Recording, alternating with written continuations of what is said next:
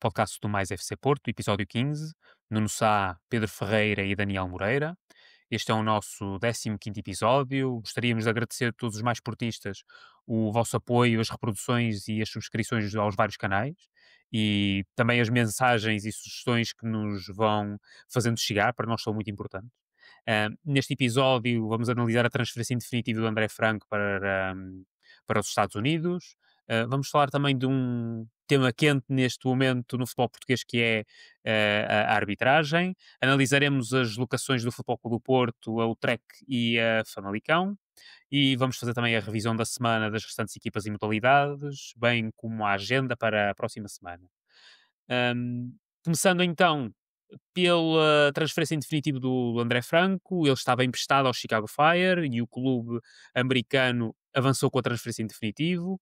É verdade que ele neste momento está lesionado com alguma gravidade, mas acabou por não impedir o avanço desta transferência. 50% dos direitos económicos por 750 mil euros, mais 250 mil variáveis de acordo com o cumprimento de objetivos esportivos da equipa.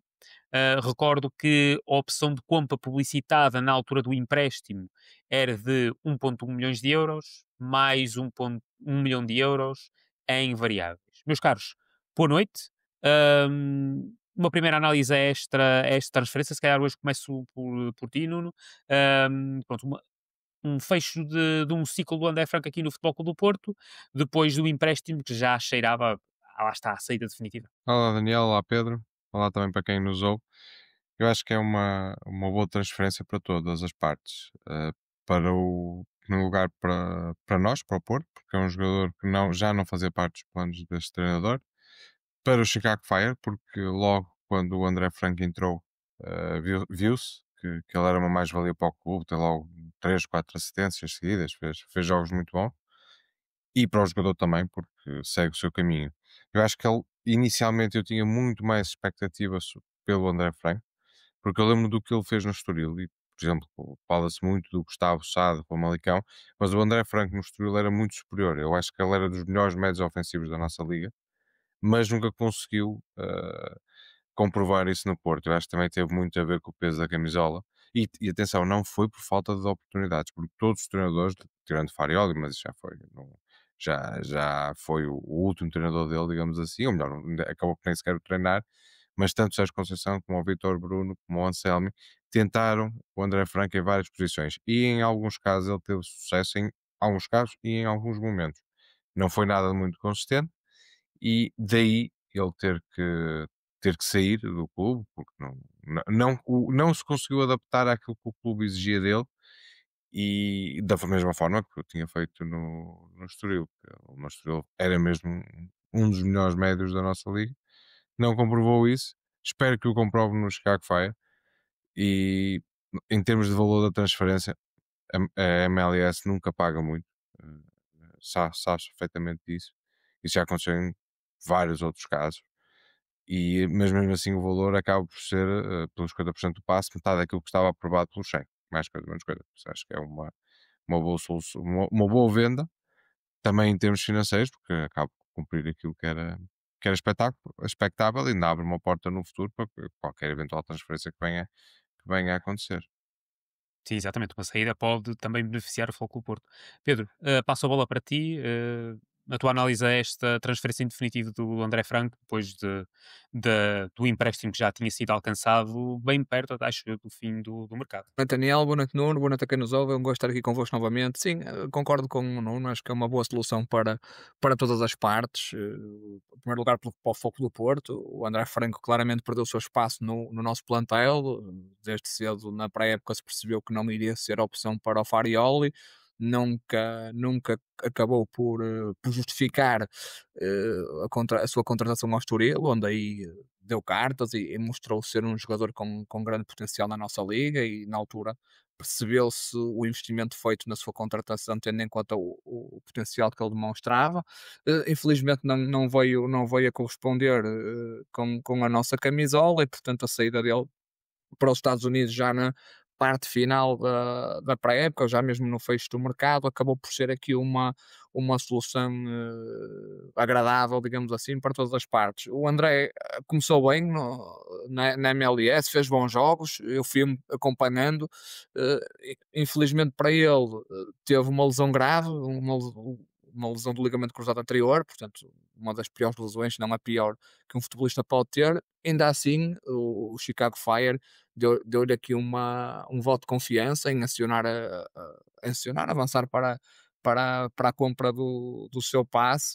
Claramente aqui um sinal importante para o André num momento difícil da carreira, complicado para a carreira, porque esta é uma lesão, como disse, talvez a pior que um futebolista pode ter, e num momento de dificuldade acabou por mostrar confiança no André, comprando ao Foco do Porto, no valor a rondar o 1 milhão de euros. Não é um valor nada exorbitante, mas também tendo em conta aquilo que é o valor de mercado do atleta, a condição atual do atleta, acabou por ser um negócio possível, e acho que é uma boa solução para todas as partes. Boa sorte para o André, que seja feliz na MLS e na sua carreira, e que tudo lhe corra pelo melhor e que recupere rápido a lesão que tem neste momento. Exatamente, uma rápida recuperação para o André e que possa ter uma melhor sorte e mais utilização na MLS do que teve no Futebol Clube do Porto. Mas, caros, vamos avançar para o tema mais quente, diria eu, neste momento no futebol português. Existe um protesto dos árbitros em andamento, onde os principais árbitros nacionais entram sozinhos, sem a bola, para os campos onde vão arbitrar. É um protesto, acima de tudo, dizem eles, contra o clima de contestação e exigindo o agravamento das sanções às várias entidades relacionadas com o futebol, dada, segundo eles, a falta digamos até a impunidade que existe dentro do futebol português. No entanto, o que é facto é que vimos novamente lances polémicos ao longo da jornada, e mesmo numa divisão inferior, neste caso nos Chaves de Futebol Clube Português, vimos situações que não fazem muito sentido. É muito difícil de perceber aquilo que acontece em algumas arbitragens. Pedro, eu passo-te a palavra para perceber como é que sentes este protesto, digamos assim, dos árbitros, e que justificação é que eles poderão trazer para, olhando para aquilo que fazem, que não é uma coisa bonita, ainda terem o descaramento, na minha perspectiva, de protestar. Bem, ó Daniel, nós acho que estamos aqui à vontade para falar sobre este assunto da arbitragem, porque nós já desde a primeira jornada e depois daquilo que vimos no Porto Guimarães, e eu logo aqui alertei para aquilo que foram as nomeações logo para esse jogo, que nós vimos falando daquilo que tem sido a arbitragem e o critério nas nomeações, que são pouco coerentes, e também as fracas arbitragens que temos vindo a assistir ao longo deste campeonato, nomeadamente naquilo que são os jogos de Foco do Porto. Desse ponto de vista, felizmente, isso apenas acabou por nos penalizar em 2 pontos no único empate que tivemos, onde há um lance de grande penalidade evidente por assinalar sobre o Denis Gul. E se não fosse isso, nós contávamos por vitórias os jogos disputados até agora no campeonato. Felizmente, nos outros jogos, mesmo com erros de arbitragem claríssimos, com expulsões perdoadas a adversários nossos, com grandes penalidades por marcar. Ainda ontem há um lance extremamente duvidoso que ninguém fala aos 15 segundos sobre o Froholt, que a mim parece-me claramente grande penalidade, mas pronto, nem vamos falar disso. O Fogo Porto tem vencido.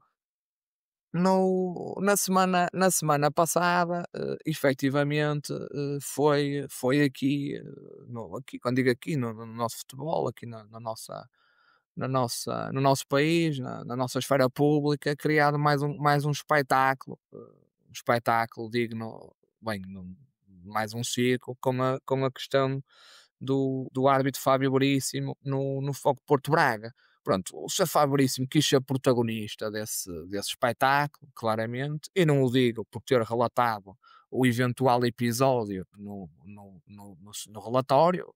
Isso eu acho, se efetivamente aconteceu o que vem descrito, eu acho que há justificação para que isso esteja no relatório, isso não está em causa. Agora, tornar o relatório e a situação pública ainda na própria noite do jogo, isto saiu para a comunicação social ainda no próprio domingo à noite. Bem, eu não consigo compreender o que é que o Sr. Fábio Veríssimo, porque só pode ter sido ele, acho eu.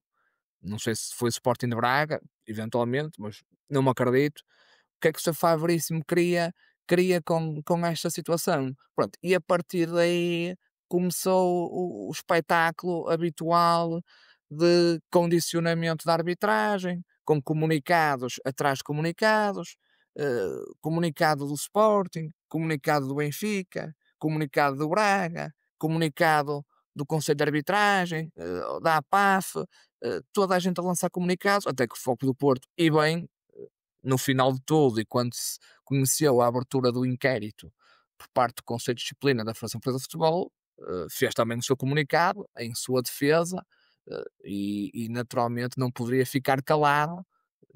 Bem, quando digo o clube, também o seu presidente no dia a seguir, na ida para o Trek, não podia ficar calado perante uma situação destas. Bem, a situação em si, a ser verdade, volto a dizer, bem, ouvi falar em coação, eu acho que isto é absolutamente ridículo. Quer dizer, falar em coação, não, quando aquilo que vem relatado é uma televisão estar a passar lances de futebol, bem, eu não sei o que é que as pessoas entendem por coação, mas se coação é estar a passar imagens, bem, meus amigos, o que é que se diria quando nós todos sabemos, porque isso foi público e isso foi conhecido, pessoas da administração da SAD, do Sport Lisboa e Benfica, tinham acesso às escolas de filhos de árbitros, às moradas de esposas de árbitros, aos empregos das esposas de árbitros. Portanto, o que é que seria nessa altura? Já para não falar do espetáculo que vimos ontem, e já lá vamos mais à frente, no Estádio da Luz, após o empate do Benfica com o Casa Pia, quando vimos árbitro, quando vimos treinador, diretor desportivo, adjuntos, jogadores, acompanharem o árbitro Gustavo Correia até ao túnel. Incrivelmente, só uma dessas pessoas viu o cartão vermelho. Portanto, se pôr uma televisão a dar imagens de lances, sem som, sem palavras, sem nada, é coação, o que é que será aquilo que se viu ontem no Estádio da Luz? Portanto, a partir daí começou a vitimização da arbitragem, que é algo que nós já vamos estando habituados a esse tipo de vitimização. A classe da arbitragem em Portugal, já que tínhamos falado, é claramente o parente pobre do futebol português, isso parece-me evidente. Nós, volto a dizer, temos uma seleção nacional que é a Liga das Nações, é uma das melhores seleções do mundo, temos grandes jogadores, temos jogadores a jogar nas melhores equipas do mundo, temos bons treinadores, temos equipas que, pese embora uma delas este ano esteja com 0 pontos na Liga dos Campeões, até se conseguem bater na Europa, principalmente o Futebol Clube do Porto. Nas últimas décadas tem sido um clube que, para além dos títulos que tem conquistado, normalmente faz boas prestações na Europa. Os clubes portugueses conseguem se bater contra os melhores da Europa, e a arbitragem é o parente pobre. A realidade é esta. Só que, em vez de fazerem uma autocrítica, perceberem aquilo que está mal, aquilo em que têm que melhorar, e volto a dizer, e meterem na cabeça que o futebol português só cresce enquanto se melhorar como produto, como espetáculo, e não estar preso ao produto interno, volto a dizer, porque o futebol português continua preso àquilo que é o produto interno, e portanto, e mais uma vez este fim de semana percebemos o que é esse produto interno, quando 90 e tal mil pessoas vão votar nas eleições de um clube, e toda a gente se vangloria por isso, porque votaram mais pessoas na eleição de um clube do que em 90 e tal por cento das autarquias, e isto é uma grande ode a sei lá o quê, portanto as pessoas continuam preocupadas em agradar ao benfiquistão, enquanto a arbitragem não perceber que para crescer, para ter credibilidade, tem que deixar de agradar ao benfiquistão, E quando digo arbitragem, falo não só dos árbitros, como também do Conselho de Arbitragem, como também dos ditos especialistas, ex-árbitros, que não passam atualmente nos cartilheiros, que é aquilo que eles são, e mais à frente podemos até discutir os lances, são os cartilheiros, não perceberem que têm que deixar de agradar e de ser subservientes ao benfiquistão, o futebol português vai andar nisto e vai andar ao reboque daquilo que é a vontade da maioria das pessoas que são de um clube, e quando esse clube se sente prejudicado, ai ai ai, ai meu Deus, que o futebol está todo mal, é um circo, está doente. Ontem eu ouvi dizer o presidente, quando o futebol está, eu olhava para a cara dele, quando eu disse o futebol está doente, eu não sabia bem o que é que estava doente, mas eh, bem, a cara dele, bem, não sei se esteve a festejar a vitória nas eleições, né? Provavelmente, na noite anterior, ou se não tinha dormido. Bem, dizer que o futebol está doente, pois está, claro. O clube da nação está em terceiro lugar, a 6 pontos. O futebol está doente, pois está, claro que está. Mas eu concordo, porque se não tivesse doente, não era a 6 pontos que estavam, era a mais, porque no Dragão houve um penalti por marcar, em Guimarães houve uma expulsão ao Sudakov claríssima, que ficou por assinalar, mas aí estava tudo bem, e os treinadores do adversário é que fazem figuras, e portanto aí estava tudo bem, foi um espetáculo. Ontem o Casa Pia conseguiu empatar, sabe-se lá como, perdeu 2-0, ninguém contava, estava todo pronto para a festa, depois do recorde do Guinness, mais uma vez serem os maiores e os mais grandes do mundo, estava tudo preparado, o Casa Pia foi lá empatar 2-2, o futebol está doente. Pronto, é isto. Estamos habituados a este circo. Quarta-feira vai haver uma conferência de imprensa da Comissão de Arbitragem. Estou curioso para ver o que é que o Sr. Luciano Gonçalves e o Sr. Duarte Gomes estão a preparar para dizer às pessoas e para apresentar ao mundo. Vamos ver as conclusões que esses dois senhores vão tirar daquilo que tem sido as últimas jornadas do nosso campeonato. Vamos aguardar com serenidade.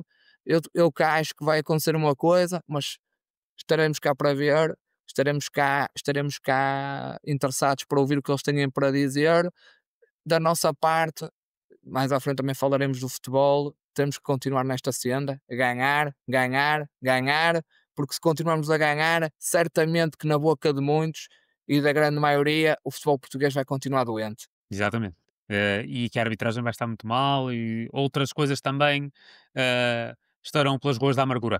Nuno, a tua visão em relação a este pronto, fenómeno neste momento que estamos a ter com muitos comunicados, como o Pedro mencionou e bem, mas acima de tudo o protesto dos árbitros contra aquilo que eles acham que é a coação e a impunidade do futebol. O protesto dos árbitros é um protesto contra eles próprios.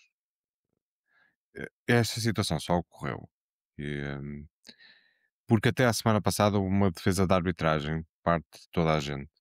Depois do que aconteceu no Estádio Dragão, no Porto Braga, toda a gente rasgou as vestes em favor da arbitragem. Depois de ontem, a conversa é diferente. Já está tudo contra a arbitragem. Já vem o Exato. Duarte Gomes e o Luciano Gonçalves falarem na próxima quarta-feira. Espero que não seja para pedir bilhetes, porque a última vez que eu ouvi falar de um desses senhores foi para pedir bilhetes para ver jogos de futebol. Mas eu vou voltar ao que se passou no Porto Braga com o Veríssimo. O Veríssimo é uma personagem narcisista. Porquê? Porque ele, mesmo não sendo o centro das atenções, quer que se fale nele. Ele é uma pessoa que não assume os erros e quer ser sempre a figura. Nem que para isso caia no ridículo. E foi o que aconteceu. Mas recordemos o que se passou em 2018, no jogo do Feirense, quando ele expulsa o Felipe, ao ponto do Brahimi, que no ano a seguir vem-se a saber que ele não sabia falar português, só falava francês, por isso é que o Godinho expulsou por ele ter dito palavras que não se compreendiam em francês. Mas naquele jogo há uma imagem que ficou, um frame que ficou muito conhecido, um bloco que ficou muito conhecido, que foi o Brahim a virar-se para o Arte a dizer: nós vamos ganhar, nós vamos ganhar, nós vamos ganhar. E o Arte ali ficou com vontade de o expulsar. Nota-se que o Arte está a olhar e quase que ir ao bolso para lhe expulsar, só que ele ia expulsar o quê? Por dizer que nós vamos ganhar. Quem era o Arte? Era o Fábio Veríssimo, que estava a aparecer. Foi no momento em que ele começou-se a falar de Veríssimo e viu-se logo ao que é que ele vinha. Lembro de, por exemplo, outro jogo de Fábio Veríssimo, em que é logo dos primeiros jogos do VAR, e foi dos primeiros áudios do VAR que nós tivemos, que foi um jogo Benfica-Portimonense, em que o Portimonense marca no último minuto, e ele do nada, enquanto o quarto está a dizer, vamos esperar pelo que aconteceu, vamos esperar para ver se o gol é legal, ele salta com uma voz louca a dizer, fora do jogo, fora do jogo, fora do jogo, como se estivesse a festejar.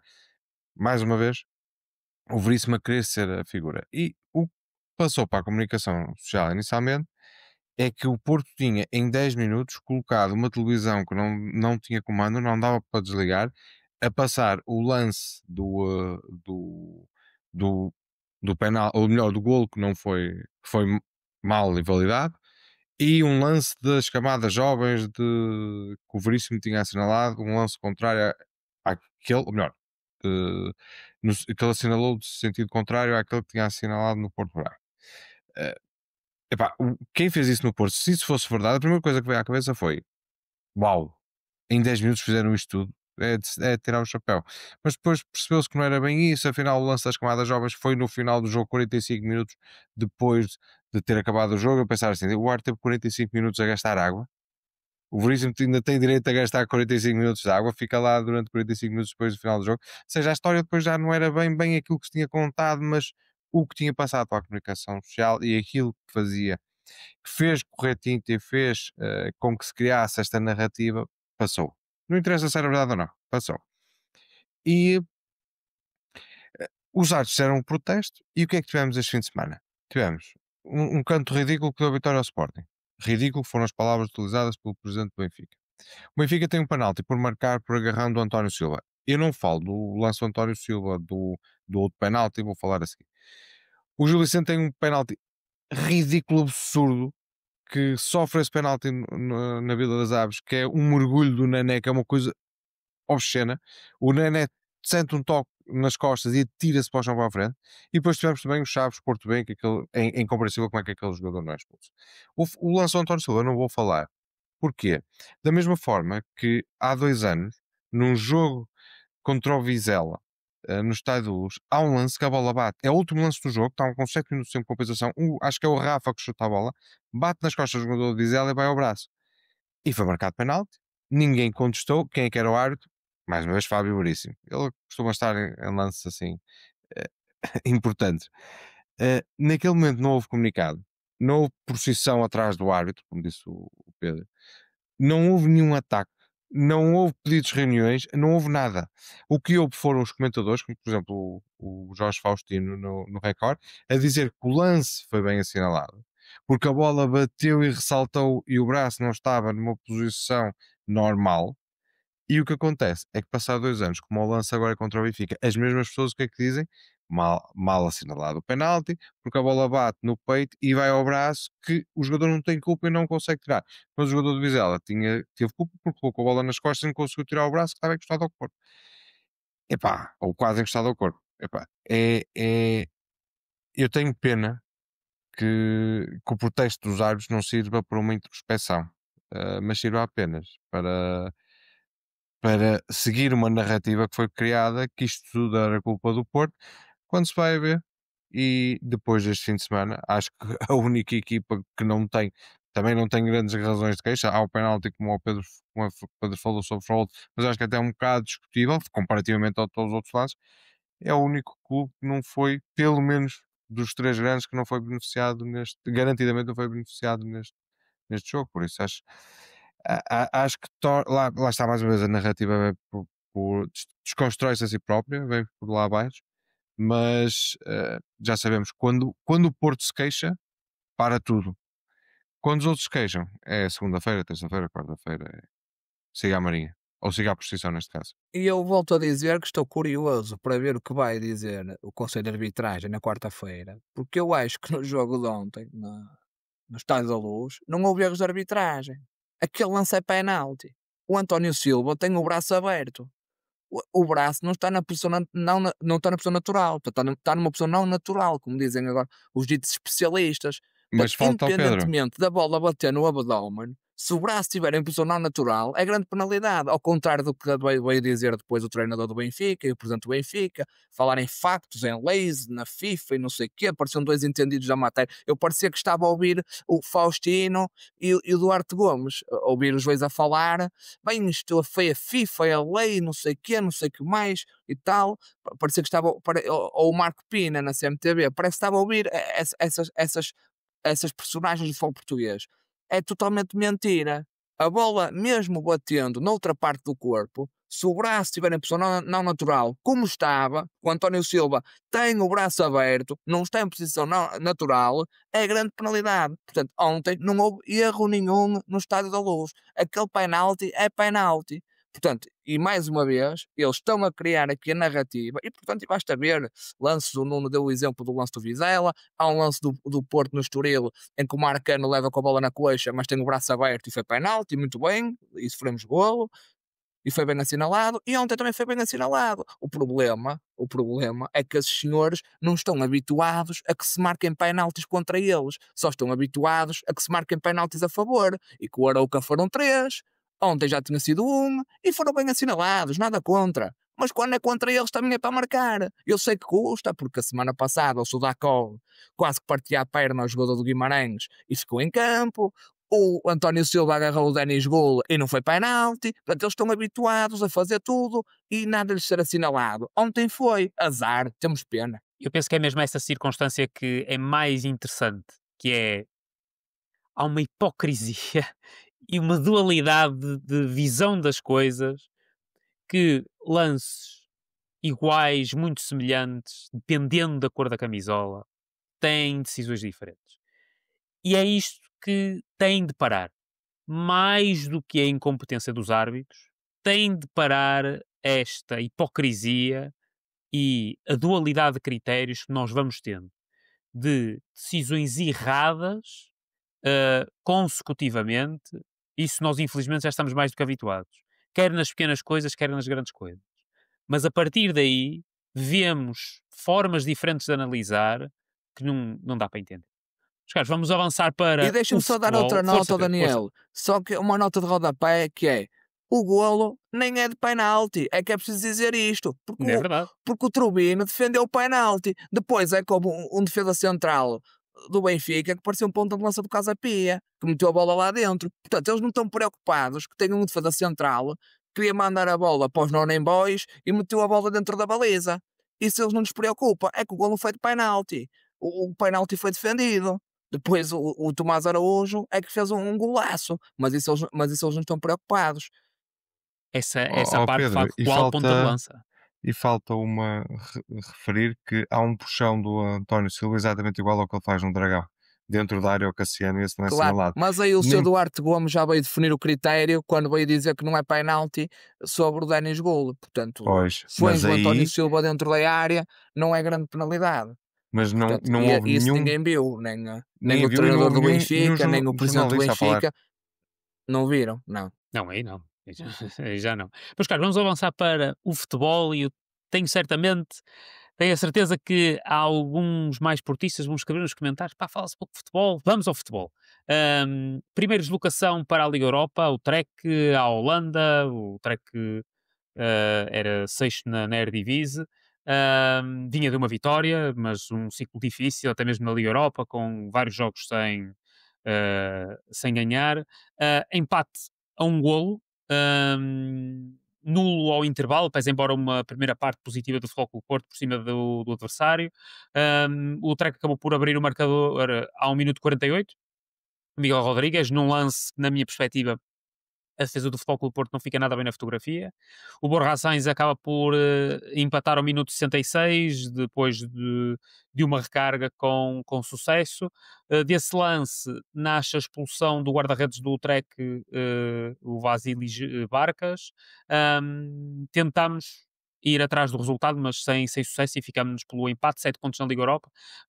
Nuno, começo por ti, a tua análise a este jogo, que apenas conseguimos um ponto nesta deslocação, na minha perspectiva. Devíamos ter feito mais, pese embora a rotação que tivemos na equipa. Sem dúvida, devíamos ter feito mais, e acho que o jogo não correu bem, foi essencialmente pelas alterações que foram feitas. Eu acho que foi o melhor jogo do Cabri Veiga desde que chegou ao Porto. Um jogo em que ele conseguiu colocar o seu futebol a correr, porque fez o jogo todo e teve o jogo todo numa intensidade que não era normal nele. Eu lembro que ele chegava ali aos 60, 70 minutos e arrebentava. E todo o tempo que ele esteve em campo, ele esteve muito bem. Eu acho é que as substituições não surtiram o efeito desejado, até porque foi cada vez o Fariola foi colocando mais físico num jogo em que pedia mais imprevisibilidade. E eu acho que essa imprevisibilidade podia ter vindo pelo Mora, só que essa era a última substituição que não aconteceu por causa do problema que houve com o Zaidu no início do jogo e que teve que ser queimada uma substituição. Eu compreendo esta rotação, sem dúvida, porque neste momento estamos com 7 pontos a meio da competição e objetivamente precisamos de mais 5 para passar. O jogo fundamental era o jogo com o Malicão, por isso este jogo acaba por não ter muita história. Ainda bem que não perdemos. Devíamos ter feito mais, devíamos ter jogado mais, até na altura em que tivemos mais um jogador. Eu achava que a equipa devia ter caído com mais força em cima do Trek, porque na realidade é uma equipa fraca, não podemos esconder isso. Mesmo quando nós estávamos com mais um, eles chegaram a criar alguns lances de perigo, uns lances de aproximação à nossa baliza que não era normal. Acho que lá está, depois também vamos falar um bocadinho disto mais à frente. Acho que faz falta aos jogadores do Porto acalmarem um bocado, irem para as seleções, deixarem de ter a competição Porto, que é porque tem sido muito intensa nos últimos jogos, tem sido uma loucura, tem sido jogos muito exigentes, jogos a serem decididos no final, e eles precisam mesmo de uma mentalidade diferente neste momento, de uma competição diferente neste momento, e que é para daqui a 15 dias voltarem na máxima força, como já estiveram, como estão, mas que eu creio que mentalmente estão um bocadinho cansados nesta fase. Refrescar um bocadinho a mente, outros ares, não é? Faz sempre bem a qualquer pessoa. E de facto, ahm, acima de tudo, também notei, como mencionaste e bem, Nuno, essa dificuldade em apertar o adversário quando ele estava com 10. Dificuldade em, sim, eles recuaram bastante, ok, mas tínhamos dificuldade em ferir o adversário e de facto tentar um Era remate tudo muito que previsível. pudesse. Exatamente, muito O Porto fazia as difícil. coisas de forma muito previsível e ali faltava um Mora. Eu acho que era mesmo esse tipo de jogador que faltava, subir o Pablo Rosário, colocar o Mora atrás do ponta de lança, o que seja, mas também lá está, ele não pôde utilizar todas as substituições. Isso também foi, acho que Sim, foi um handicap para ele. pelo facto de ter limitado. Pedro, a tua visão em relação a este jogo parece-me. Pronto, é um ponto ganho e isso é positivo, particularmente num jogo fora, não coloca em nada em causa, mas podia ter sido aqui um bocadinho melhor e uma vitória na Holanda podia ter vindo na bagagem. Sim, concordo que soube a pouco o resultado, claramente, porque se percebe que o Foco do Porto é a melhor equipa que o Trek, é superior, e mesmo com a rotação que o Farioli promoveu e que já era esperada, já que tínhamos falado a semana passada, que se esperava aqui alguma rotação neste jogo e numa lógica de olhar para o calendário, de olhar para as competições, claramente o jogo mais importante da semana era o jogo de ontem em Famalicão, e nesse sentido percebeu-se as decisões do Farioli. Mesmo assim, o Porto claramente é superior, foi superior durante o jogo. No meu ponto de vista, acho que começou a ganhar, sinceramente. Acho que concordo com aquilo que dizem e acho que nos faltou ali alguma criatividade na parte final do jogo para com menos um nos últimos 20 minutos ter conseguido chegar ao golo, mas mesmo assim o Porto foi melhor durante todo o jogo, acaba por sofrer o golo numa desconcentração, numa bola parada, pronto, são coisas que acontecem, obviamente que a este nível paga-se caro, mas independentemente disso, acho que o Porto foi sempre melhor, sem ser brilhante, sem ser excepcional, acho que merecemos ter ganho o jogo, acho que também acabamos por não arriscar em demasia para o ganhar, concordo que neste jogo se calhar podemos tê-lo feito, aquelas últimas, não foram as últimas duas, porque depois acabou por entrar entre o Samu já numa parte mais final, mas as duas substituições que o Farioli faz, portanto, uma delas falou queimada com a questão do Zaidu antes de começar o jogo, mas ele faz ali duas substituições logo a seguir ao golo, ou seja, no momento em que o Borja empata e acaba por ser a expulsão do guarda-redes, o Froholt e o Alberto Costa já estão os dois preparados para entrar e já estão junto ao quarto árbitro. E o Farioli acaba por avançar com essas substituições. Eu acho que nesse momento, tendo em conta o facto de termos empatado e tendo em conta o facto de termos ficado a jogar com mais um elemento, portanto, fruto da expulsão do guarda-redes, acho que seria de apostar no Rodrigo Mora, sinceramente, mas o Farioli já tinha essas duas posições prontas, os jogadores estavam prontos para entrar. Quando isso acontece, percebo que tenha mantido a decisão, mas olhando friamente, acho que o Rodrigo Mora poderia acrescentar muito mais face às circunstâncias da partida. Depois o Farioli nesta da substituição do Samu pelo Dani Gol, também se pode dizer que com mais um poder ter jogado com os dois pontas de lança. Acho que é uma crítica que também é aceitável. Acho que não perderíamos por aí, se calhar ganhávamos mais poder de fogo na área, também para fazer mais algum jogo direto, para cruzamentos. O Farioli optou pela troca por troca, lá está, acabou por não arriscar em demasia, acabamos por empatar, soube a pouco, mas não é nada dramático, continuamos na luta pelos 8 primeiros, estamos com 7 pontos, 14º lugar, salvo erro, 1 ponto do oitavo, faltam 4 jogos, 3 deles são em casa, contra equipas do fundo da tabela, desde logo o início, o próximo jogo, 0 pontos, depois temos o Malmo que também tem 1 ponto, portanto temos todas as condições nos 4 jogos que faltam, num momento, num calendário um bocadinho mais acessível do que aquele que encontramos nesta série, onde acabamos por ir a Nottingham e ir ao Trek. Tivemos aqui um calendário com jogos muito difíceis, Moreira de Cónegos, Braga em casa, Famalicão. Vamos ter agora jogos da Liga Europa num contexto um bocadinho diferente, inseridos em séries onde vamos apanhar adversários mais acessíveis. Atenção, eu estou a falar isto do ponto de vista teórico.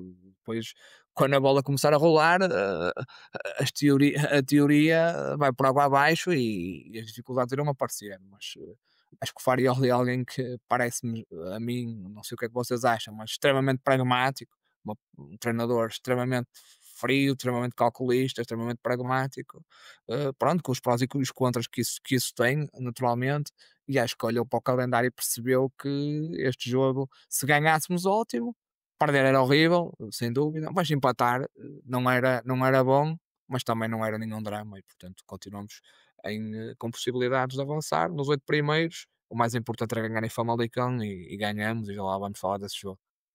Vamos já para esse jogo. Deslocação a Famalicão no passado domingo. O Famalicão era quinto, ainda só tinha perdido até em casa com o Sporting, de resto 5 vitórias e 4 empates nos restantes jogos, e 2 vitórias consecutivas.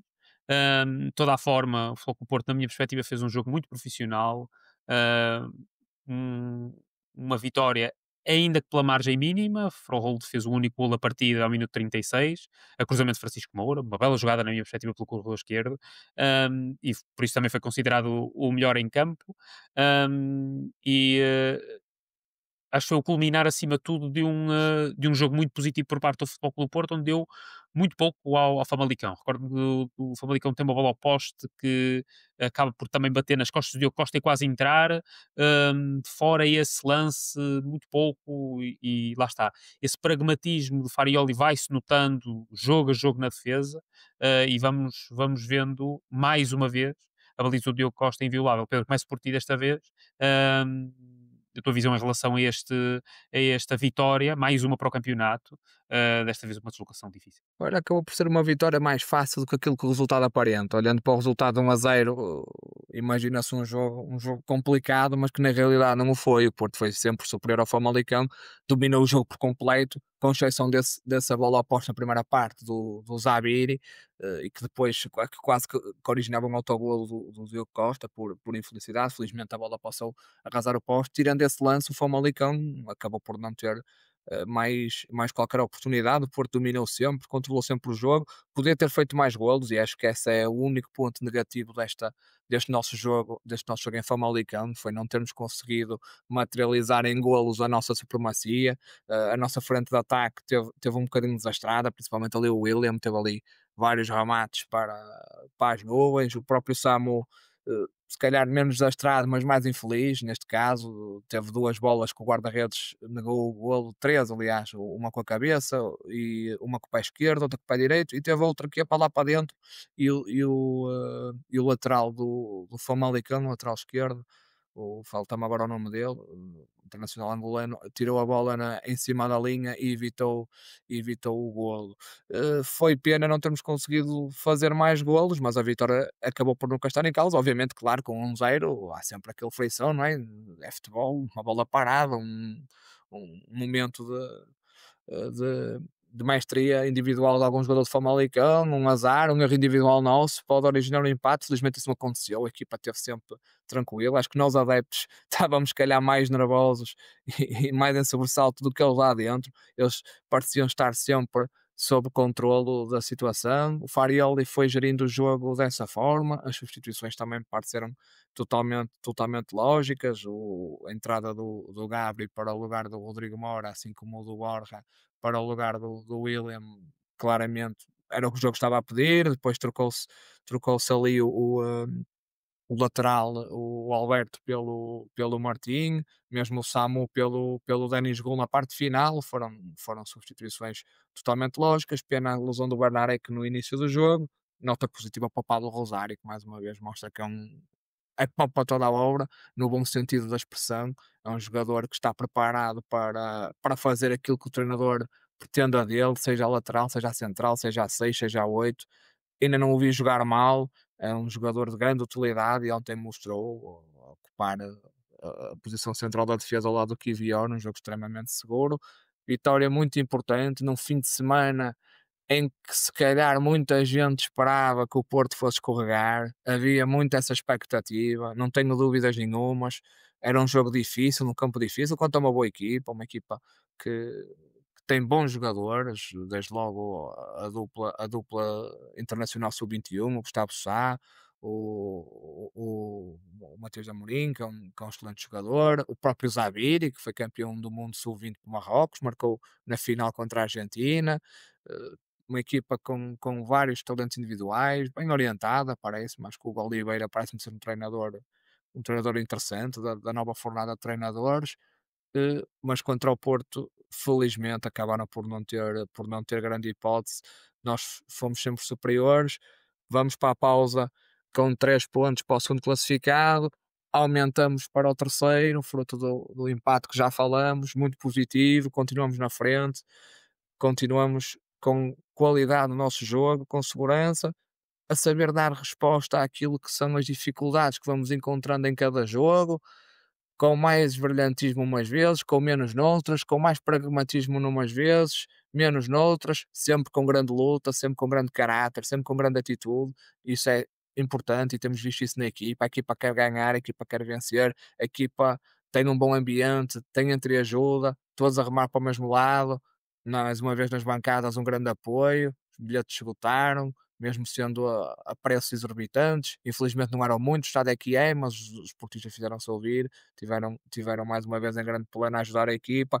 Continuamos num excelente momento, vamos para a pausa para seleções, esperemos que ninguém se magoe. É tempo também de recuperar os que vão cá ficar, com Mazelas, o próprio Borja, o Bernarek, esperar que o Luke de Jong já possa, se não for contra o Sintrense, no jogo do Nice já estar disponível. Estamos num bom momento, esperemos que continue depois mais esta pausa internacional. É essa a expectativa, ou seja, o boletim clínico do Futebol Clube do Porto, de facto menciona também o Borja para além do Bednarek, mas sem grandes detalhes. Vamos ver até que ponto é que não sejam lesões graves e que eles possam estar disponíveis, quer para o Sintrense, quer para o Nice. Nuno, a tua visão em relação a esta vitória no terreno do Famalicão, margem mínima, mas que poderíamos ter tido aqui uma margem um bocadinho mais confortável. Talvez não para os jogadores eles estavam confortáveis, mas para os adeptos também poderem descansar um pouco antes do fim do jogo. Eu acho que este jogo foi um grande jogo da nossa equipa. Eu gostei muito da ligação de todos os setores. Eh, Foi muito fluido e a equipa entrou muito bem. O próprio Moras esteve muito bem entre linhas a criar espaços para os colegas e tivemos um grande número de oportunidades. Logo no início. Quem via o jogo sentia que o Porto estava por cima e que o gol ia acontecer. Mais tarde ou mais cedo tivemos. Acho que se o jogo com o Trek foi o melhor jogo do Gabriel Veiga, eu acho que este foi o melhor jogo de Francisco Moura. Ele teve o tempo todo em cima do Famalicão. Defendeu bem, que é uma coisa que ele também tem alguns problemas, mas a atacar ele teve fenomenal. Eh, o golo é um reflexo do número de jogadores que tínhamos sempre em situações de finalização. Apareceram sempre muitos jogadores e acabou por ser o Froholt. Ele até é engraçado que ele diz que falha o remate, mas faz um golo muito bom. E o Famalicão apenas teve um lance, que foi aquele lance que podia ter sido um dos maiores azares do Diogo Costa, mas a realidade é que a bola bate no poste, bate na cabeça e por milagre não entra. Se tivessem marcado seria muito injusto, porque eles nunca mais fizeram nada depois disso e também nunca tinham feito nada antes. A segunda parte, quando se esperava que o Famalicão crescesse, isso não aconteceu. Eles entraram bem, mas nunca criaram perigo. Eles trocavam a bola, faziam lembrar um bocadinho o Braga no Dragão, era trocar a bola de um lado para o outro, mas serem efetivos não aconteceu. Lá está, acho que foi um jogo muito bom, consistente, seguro, num campo muito complicado contra um adversário que era a segunda melhor defesa do campeonato a seguir a nós. Nós tínhamos 3 golos marcados, eles tinham 4. Com este gol passaram sofridos, perdão. Nós tínhamos 3 golos sofridos, e eles tinham 4 e agora passaram a 5 golos sofridos. Tem a melhor defesa que o Benfica, que o Sporting, e agora, salvo erro, estão em igualdade com o Gil Vicente. Bem, lá está, bem a fase de descanso, muito importante para os nossos jogadores, depois de uma fase muito competitiva, muito desgastante.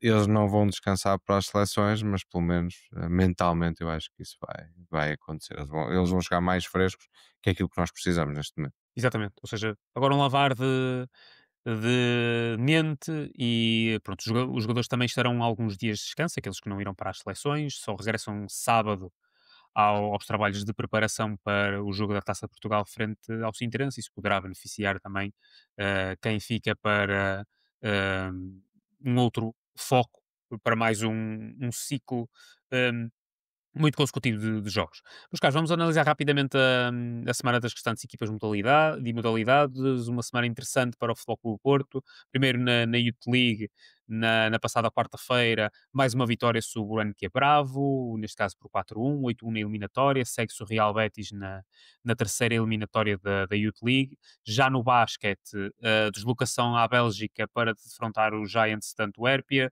81-72.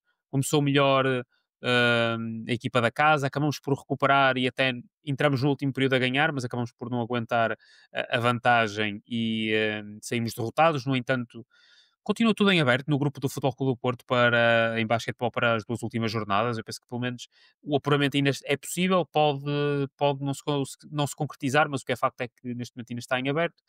Já na Liga dos Campeões de Hóquei, vitória a abrir a competição no terreno do Igualada, 3-1. Um adversário que nós já conhecemos e defrontamos não há muito tempo. Na sexta-feira, o handball foi ao Marítimo ganhar por 28-34, um resultado construído de forma consistente ao longo da partida. No fim de semana também, bastante futebol pelo Porto. O primeiro futebol feminino que sofreu a sua primeira derrota na Liga, por 1-0 frente ao Gil Vicente. No entanto, a liderança na segunda Liga acaba por ser mantida. Segunda Liga também, mas neste caso do futebol profissional, o Futebol Porto B foi a Chaves ganhar por 1-0. E o basquetebol também registrou uma vitória no Dragão Arena, frente ao Vitória, por 105-85. Portanto, já acredita que a equipa está a crescer e isso era muito importante que continuasse a acontecer. A finalizar o fim de semana nas modalidades, o voleibol feminino, vitória por 3-0, frente ao Sporting de Braga. Nuno, passo-te a palavra, muito futebol do Porto ao longo da semana e mais na próxima também, mas uma semana que me pareceu bastante positiva, com infelizmente aqui o única derrota, digamos assim, se calhar mais surpreendente face à forma da equipa, acaba por ser o futebol feminino. Não tinha outros resultados senão só resultados positivos. E tu sabes bem o que é que eu vou dizer, que torna o fim de semana excelente, fenomenal. Exato. Mas eu vou deixar isso para o fim. Eu acho que Força. quando o tem um bom resultado na Madeira, que antecede um jogo de campeonato com o Benfica no Dragão e com o Elver 1 agora à meia da semana, também uma vitória de basquetebol num jogo que vai anteceder a ida à luz. O voleibol está em primeiro com todo o mérito. Apenas o futebol feminino, que teve a primeira derrota depois de 4 vitórias consecutivas, mas continua no topo. Isso é que é o mais importante. O segundo classificado é o Gil Vicente, continua no topo e está com os objetivos completamente alcançáveis. E o resultado fantástico foi da equipa B. Não apaga os problemas que temos, mas é um resultado muito bom e para mim completamente inesperado contra uma das melhores equipas da segunda liga. A nossa equipa B parece que nos jogos mais difíceis se consegue desamarrar e fazer das tripas coração para ganhar, que é uma expressão que nós utilizamos muito, que é fazer das tripas coração, e devia fazer mesmo nos outros jogos. O próprio João Brandão disse que a equipa demonstrou personalidade e caráter. Está aqui, deixou-me com um sorriso na cara, porque é que não, e perguntou porque é que não apresentam o mesmo nos outros jogos, nos jogos que temos que dominar, nos jogos em casa, porque é que, se foi neste jogo e no jogo, salvo erro, que foi contra o Marítimo, que são dois jogos que eram, que eu diria que o Porto não tinha a obrigação de ganhar e que Exatamente. ganha e mostra o caráter, mostra a personalidade, e nos outros jogos, em que acontece sempre alguma coisa, que há sempre um problema, há sempre uma desculpa, falhamos no ataque, os jogadores não pensaram que isto é Porto, ou seja, há sempre uma catadupa de desculpas que não justifica que em alguns jogos a equipa tenha personalidade, tenha caráter e noutros não. Ah, eu acho é que lá está, faz lembrar muito aquelas equipas que jogam muito bem nas Ligas dos Campeões, mas no próprio campeonato depois acabam por desfazer. Mas que tenhamos o mesmo fim de semana.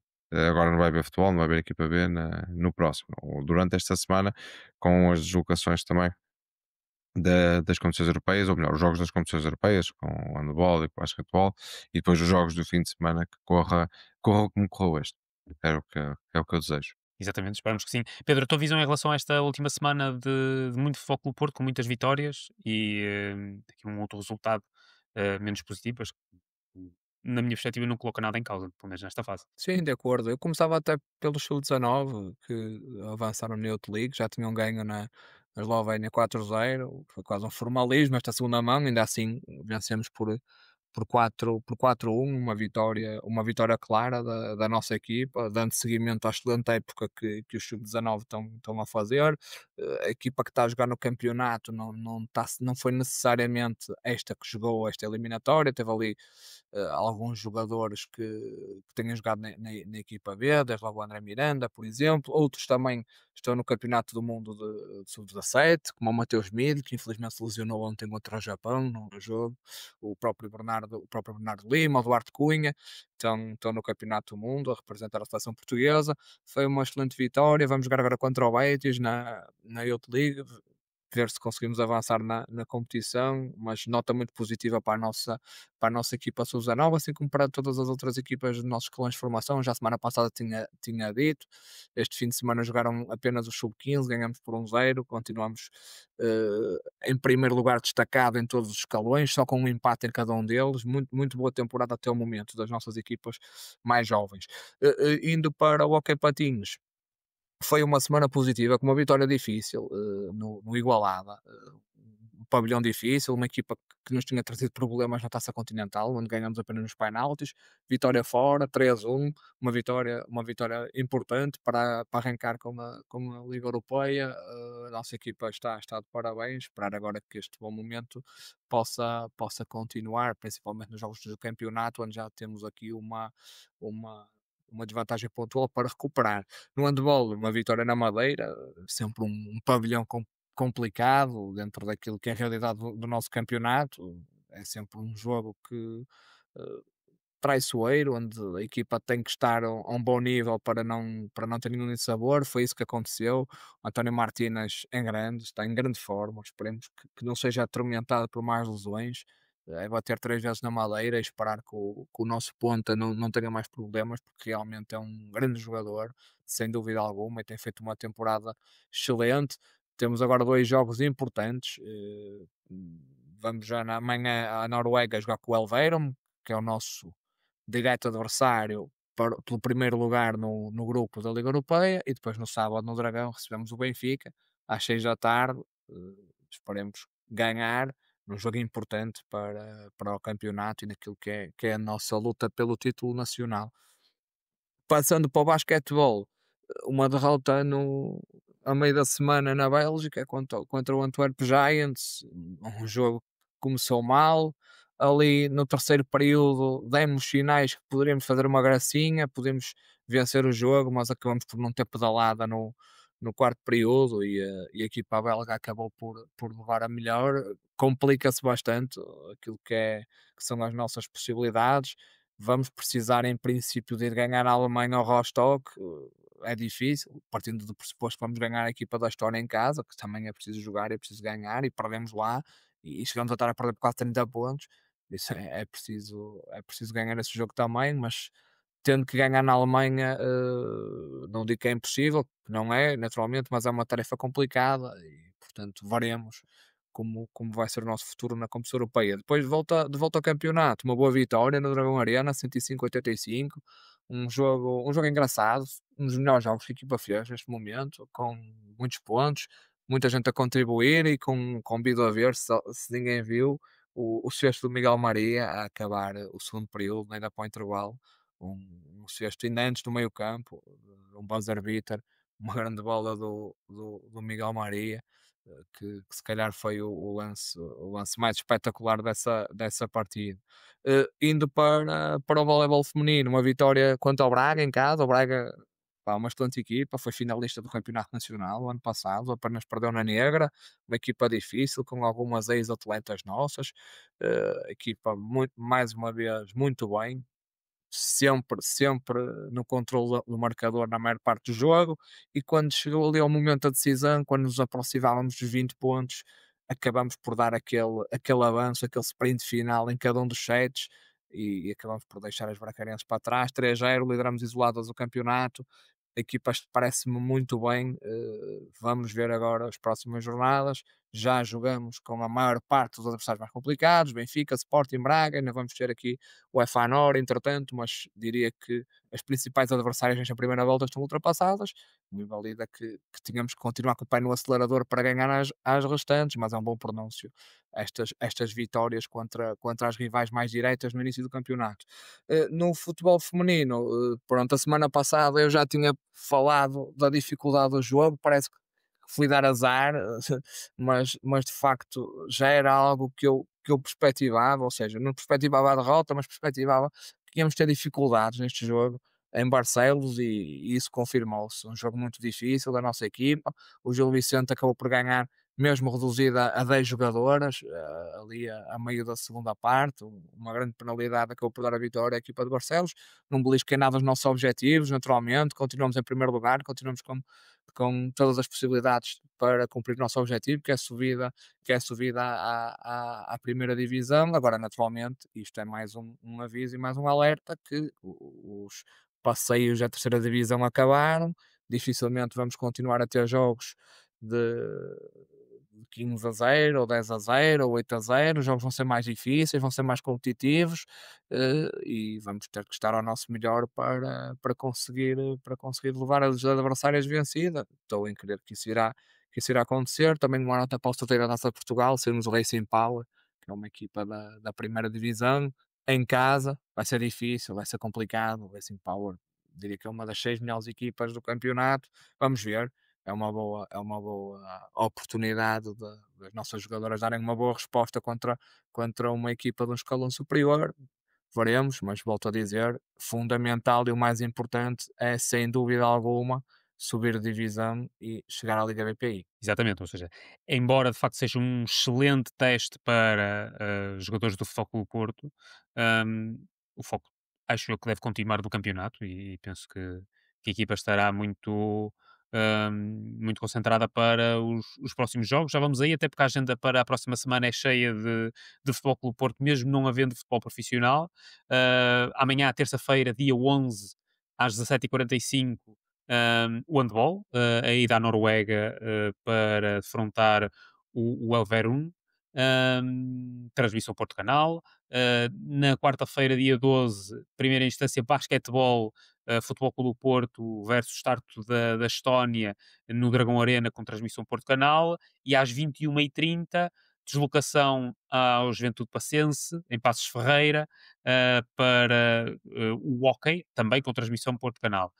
Depois um fim de semana bastante carregado de competições. Primeiro basquetebol, deslocação ao Benfica, às 2h30, com transmissão a Porto Canal. O futebol feminino também estará às 3 horas a jogar contra o Sport Clube Rio Tinto, no Olival, e às 18 horas, Futebol Clube Porto Benfica no Dragão Arena, em handball. Portanto, 2 jogos com o Benfica, um em casa, outro fora, durante o dia de sábado. No domingo, hóquei, Futebol Clube do Porto tomar no Dragão Arena às 5h30, e depois deslocação do voleibol ao Castelo da Maia para defrontar a equipa local às 18 horas. Meus caros, antes de fechar, eu daria-vos um minuto para falar daquilo que pretendessem.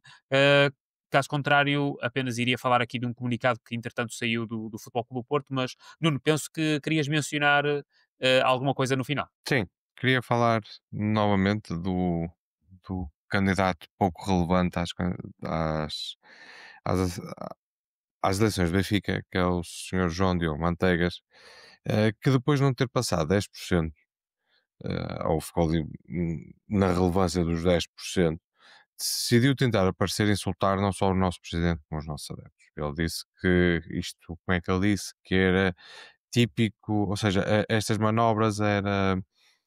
O Vilas Boas pode ter não sei quantos carros na sua garagem, mas estas manobras são típicas de Contumil.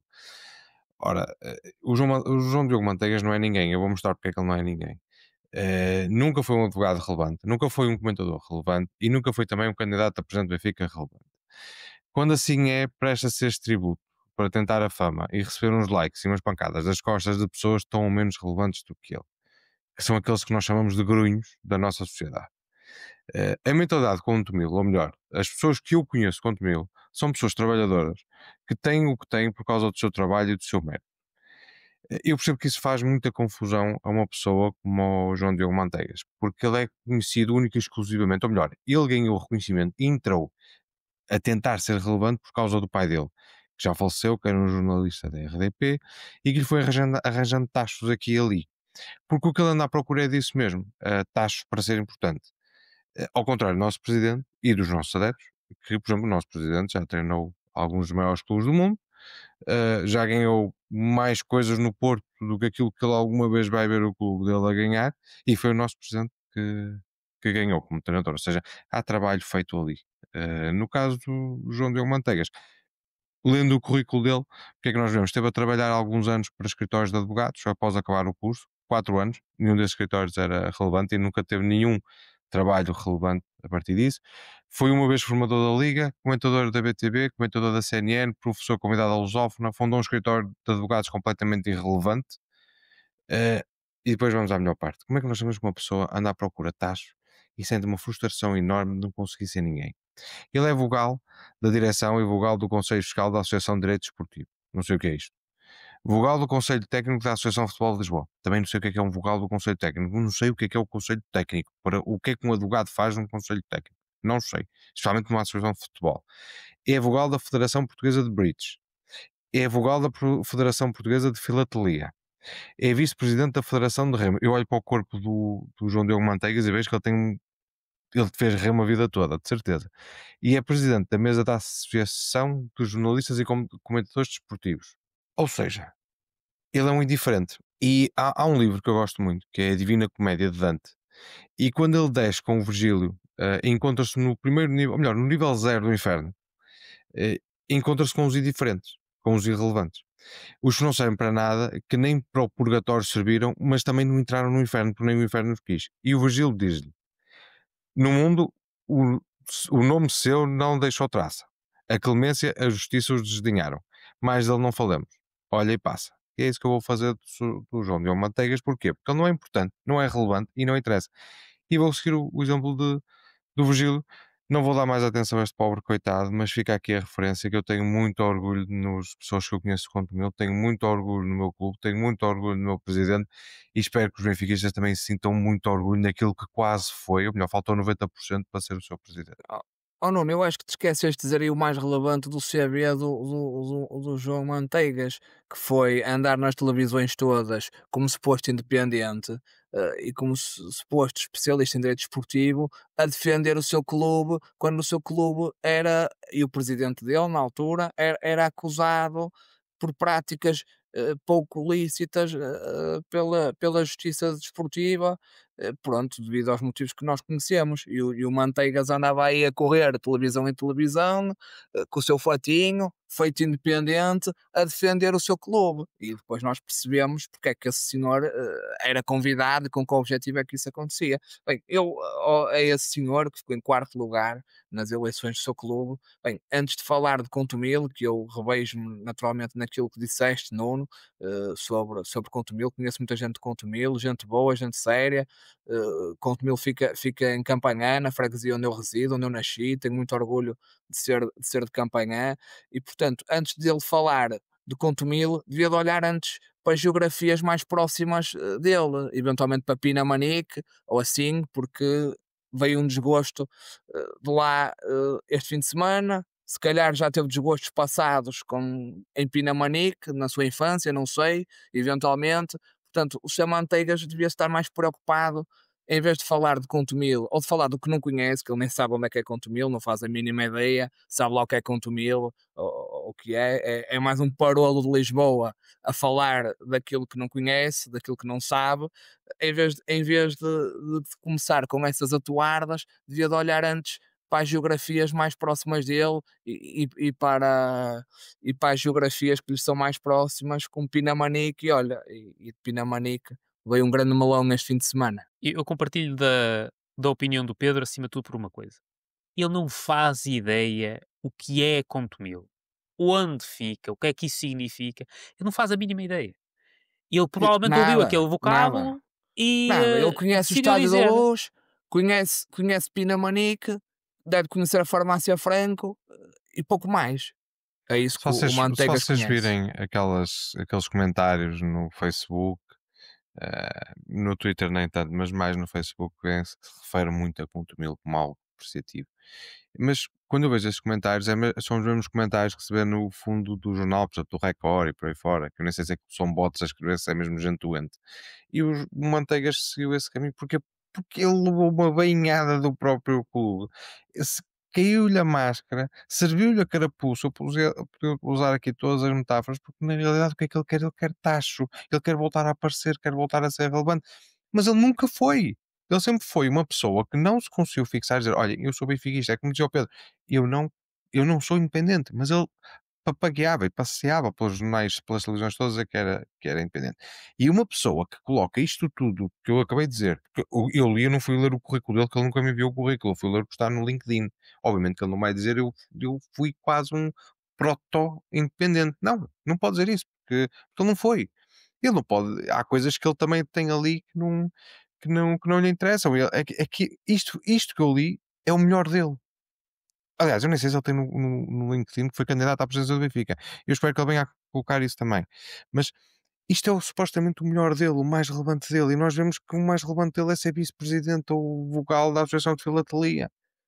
Ou seja, isto é o Manteigas, é a pessoa que insultou o nosso clube, insultou o nosso presidente. E nós, lá está, é como diz o Gil, nós estamos a dar tempo a mais. Vamos então dar tempo ao Conselho Superior do Futebol Clube Porto neste último Ó minuto. Daniel, deixa-me só dar mais uma nota só para Força, acabar, Pedro. que é só a todos os portistas que nos estão a ouvir, um fim de semana onde não há futebol Clube do Porto, infelizmente, mas vamos ter jogos das modalidades em casa, vamos ter um clássico de handball com o Benfica, vamos ter futebol feminino, vamos ter hockey patins em casa. Ok. Era uma boa oportunidade para apoiarem as nossas equipas das modalidades. O voleibol feminino joga no Castelo da Maia, também fica perto.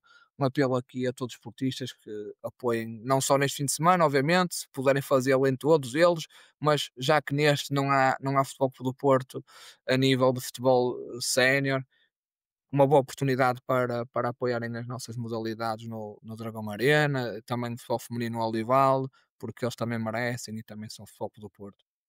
Exatamente, as nossas equipas vão andar por perto, Passos Ferreira, Maia, portanto, relativamente perto. A única grande deslocação é Lisboa, portanto, pelo menos nacional. Uma excelente oportunidade. Mas, caros, vou só aqui ler aqui um comunicado que chegou há pouco. O Conselho Superior de Foco do Porto, na sua reunião de 10 de novembro de 2025, ou seja, hoje, quando estamos a gravar, aprovou por aclamação e unanimidade um voto de louvor e apoio ao Presidente André Vilas Boas e solidariedade pela sua abnegada defesa dos direitos legítimos e interesses do clube que têm sido atacados. O Conselho Superior aprovou por unanimidade e aclamação o parecer para ser presente à Assembleia Geral do clube. A reunião expressou ainda, através de intervenção de vários conselheiros, o espírito de unidade e solidariedade que se vive no clube.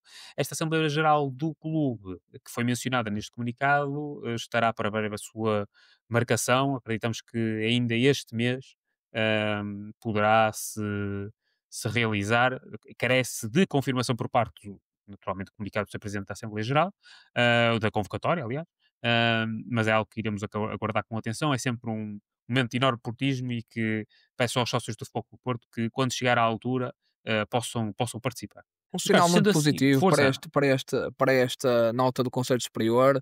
Relembro que o Conselho Superior é um órgão eleito pelo Sócio do Porto, que contém elementos de diversas listas que foram eleitas. Um sinal muito importante, esta união demonstrada em apoio ao Presidente do Futebol do Porto.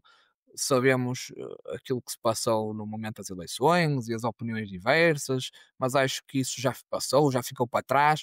É momento de estarmos todos unidos, todos na defesa do Futebol do Porto. É isso que nos deve mover a todos, e claramente os interesses do Futebol do Porto, e todos sentimos isso, todos percebemos isso, foram atacados, continuam a ser atacados. O Futebol do Porto vai em primeiro e isso incomoda muita gente, mexe com muita coisa.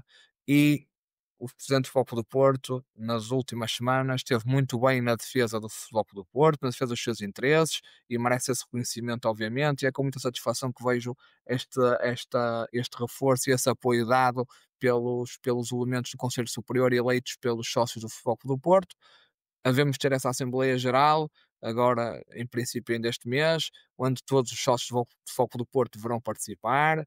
Apelo a que se mobilizem em massa até ao Dragão Arena para participarem na vida do clube. Já aqui tinha falado disso há 2 semanas, creio eu. É um momento em que todos vamos participar, todos vamos dar a nossa opinião dentro de portas, construtivamente, falar, estar unidos naquilo que é o nosso amor e o nosso apoio a isto que nos une, que é o Futebol Clube do Porto. Carlos, chegamos ao fim do nosso tempo, fechamos assim o episódio 15 do podcast Mais Porto.